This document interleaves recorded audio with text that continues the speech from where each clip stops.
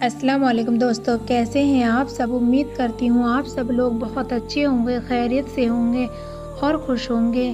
میری اللہ تعالیٰ سے دعا ہے کہ اللہ آپ سب کو ہمیشہ خوش رکھے اور بہت بہت کامیاب کرے، آمین ثم آمین۔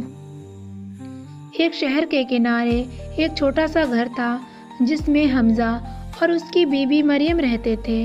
دونوں غریب تھے لیکن حمزہ بہت ایماندار اور بہت خوددار انسان تھا۔ مریم اس سے محبت کرتی تھی لیکن اکثر غریبی سے تنگ آ جاتی اور کہہ دیتی، حمزہ کبھی تو میری خوشی کے لیے کچھ کر لیا کرو۔ لوگ تھوڑا بہت توڑ مروڑ کر جھوٹ بول کر پیسے کما لیتے ہیں، تم بھی کر لو، کون دیکھ رہا ہے؟ حمزہ ہمیشہ ایک ہی بات کہتا، مریم اگر پوری دنیا دیکھے یا نہ دیکھے مجھے کوئی فرق نہیں پڑتا، پر میرا خدا تو دیکھ رہا ہے، اور حرام کا ایک بیج بھی گھر میں آنے سے گھر کی برکت چلی جاتی ہے۔ مجھ سے ایسی باتیں نہ بولا کرو، میرا ایمان مجھے چوری یا بے ایمانی کی اجازت نہیں دیتا۔ مریم چپ تو ہو جاتی پر اس کے اندر ایک شکوہ اور گلہ رہ جاتا۔ ایک دن حمزہ شہر جا رہا تھا، تبھی راستے میں اسے ایک بھاری سا بیگ ملا۔ حمزہ نے وہ بیگ اٹھا کر دیکھا تو اندر سونے کے گہنے، پیسے اور دستاویز بھرے ہوئے تھے۔ اس کا دل دھڑک اٹھا۔ وہ گھر پہنچا، بیگ دکھایا، مریم کی آنکھیں چمک اٹھی۔ حمزہ ہماری قسمت کھل گئی، اتنا پیسہ اب ہم نیا گھر لے سکتے ہیں، میرا سپنا پورا ہو جائے گا۔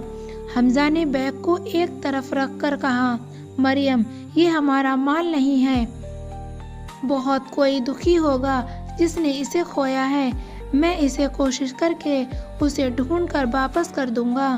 تبھی مریم غصے میں آتی ہے اور غصے میں آ کر بولتی، تم زیادہ ہی نیک اور زیادہ ہی ایماندار بنتے ہو، حمزہ کبھی بھی ایمانداری سے انسان بڑا نہیں بنتا، ایسے موقع بار بار نہیں آتے، تم میری مانو اور اس بیگ کو رکھ لو۔ حمزہ نے پیار سے کہا، مریم آج کی آسانی کل کی بربادی بن سکتی ہے، میں اپنے بچوں کو حرام کی آگ میں نہیں ڈالوں گا۔ تبھی شام کے ٹائم مسجد میں اعلان ہوتا ہے، کسی کا قیمتی بیگ کھو گیا ہے، جو ملے تو مسجد میں جمع کر دے، مہربانی ہوگی۔ حمزہ بیگ اٹھا کر چل پڑا۔ مریم نے آخری بار کہا، تو یاد رکھنا ہم پھر اسی غریبی میں لوٹ جائیں گے۔ حمزہ نے کہا، غریبی بری نہیں، حرام برا ہے، بس یہی ایک بات بول کر وہ چپ چاپ بیگ لوٹانے کے لیے چلا گیا۔ جیسے ہی حمزہ مسجد پہنچ کر بیگ مالک کو سونپ دیتا ہے، مالک ایک بڑا کاروباری تھا، وہ بیگ کو دیکھ کر رونے لگا، بھائی اس بیگ میں میری بیٹی کے نکاح کی امانت تھی، اگر یہ نہ ملتا تو ہمارا گھر اجڑ جاتا، تم جیسے لوگ دنیا میں کم ہیں۔ اور بیگ کے مالک نے حمزہ کا ہاتھ پکڑا اور کہا، میری کمپنی میں ایماندار آدمی چاہیے، آج سے تم میرے مینیجر ہو، گھر تنخواہ ساری ذمہ داری میری ہے۔ حمزہ حیران رہ گیا۔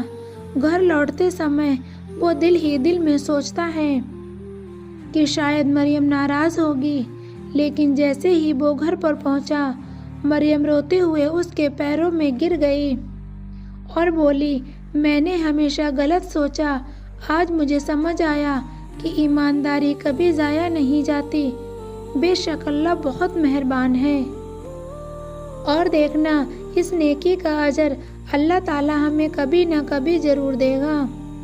تبھی حمزہ نے اس کی آنکھیں پوچھتے ہوئے کہا، مریم اللہ نے تو مجھے اجر ابھی ہی دے دیا، جانتی ہو وہ جس آدمی کا بیگ تھا وہ ایک بہت ہی بڑی کمپنی کا مالک ہے، اور اس نے میری ایمانداری سے خوش ہو کر مجھے اپنی کمپنی میں مینیجر رکھ لیا ہے۔